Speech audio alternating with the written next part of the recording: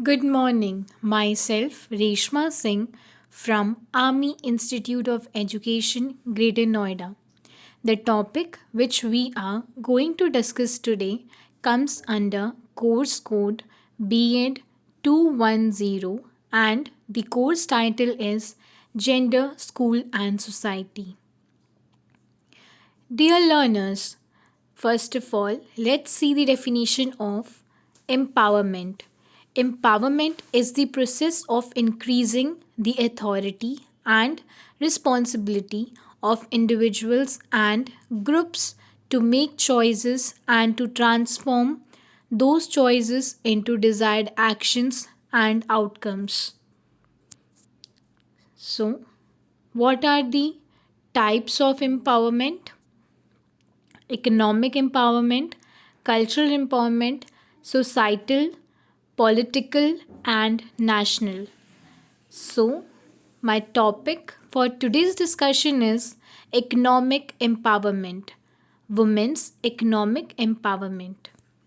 According to CARE, economic empowerment defines human economic empowerment as the process by which women increases their rights to economic resources and power to make decisions that benefits themselves, their families and their communities. Let's move to the next slide.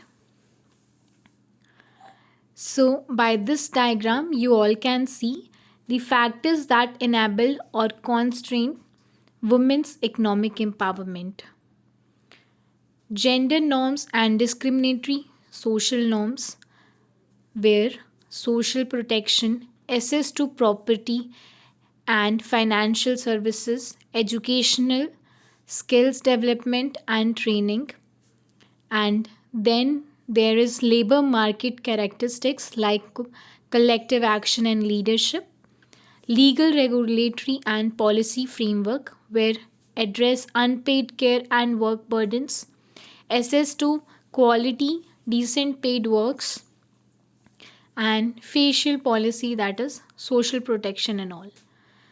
So let's move to the next slide. Significance of women's economic empowerment, that is unpaid works, domestic work done by women, equal salary, financial stability having loan from account, equal opportunity for women at workplaces, allowance and bonuses.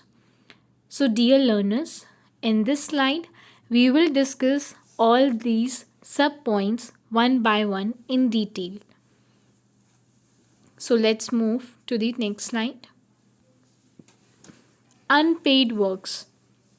Women's unpaid work needs to be evaluated in a single continuum of paid and unpaid work, which includes different layers and may be represented as paid work, underpaid work, unpaid, unpaid care work.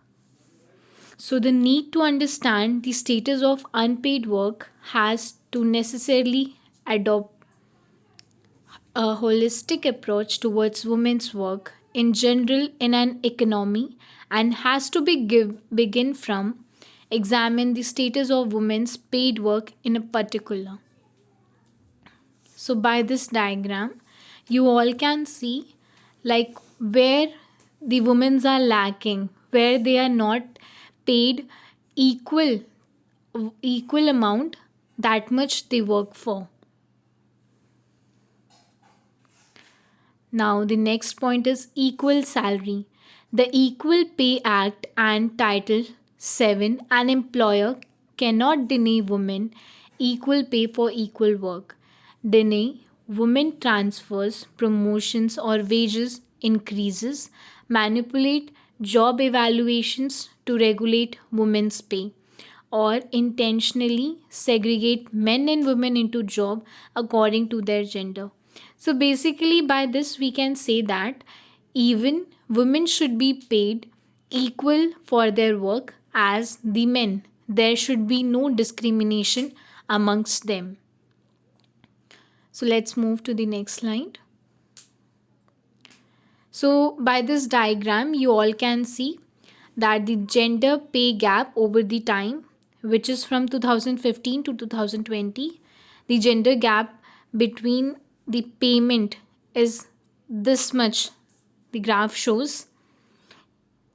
And here the yellow line, sorry, the yellow graph shows the controlled gender pay gap, measure pay for men and women with the same job and qualifications. And the pink area, which is colored, is uncontrolled gender pay gap, measures median salary for all men and all women, regardless of job type, seniority, location, industry, year of experience, etc.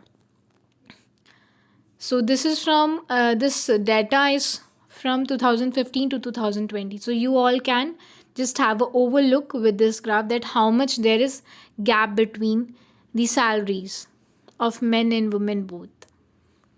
So let's move to the next slide. Equal opportunity to women at workplaces. By this we mean that the women should be equal as men in all the aspects. Gender discrimination comes in different shapes and sizes. It can be sexual harassment, both subtle and overt, in the workplace, paying people of different genders differently for doing the exact same work, hiring and training only one gender for a certain type of work because it is deemed man's work or woman's work, or even refusing to promote a pregnant woman simply because of her pregnancy. So all these type of things which comes to discriminate between men and women, that this type of work is specially done by the men, so it's a man's work, or this type of work is specially done by women, so it's a woman's work. So all this type of discrimination should not be at workplaces because both are equal and both are giving the equal amount of time as well as equal amount of hard work. These are the following steps to encourage female equality in the workplaces, which are: train your managers, prioritize your employees' work life balance. Let's move to the next slide. Remove the gender pay gap and be transparent about it.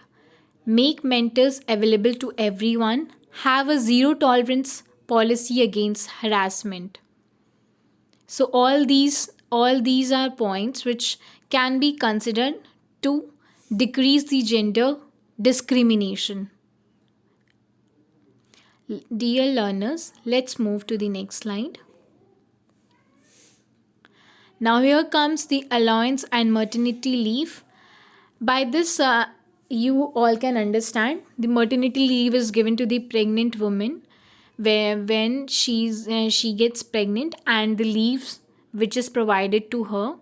So this is a data which I have collected, which shows that 36 weeks, 9 months of adoption, surrogacy for women if the child is an infant, 30 days of paternity leave, 30 days of paternity leave in case of adoption, surrogacy of an infant, leaves for medical checkups during pregnancy. If she wants to have proper checkups, she may be given leave for that. And the flexible working timings, like which time is flexible for her, like options for 12 weeks post maternity leave, daycare facility allowance, night travel to be provided to all women between 10 p.m. to 6 a.m.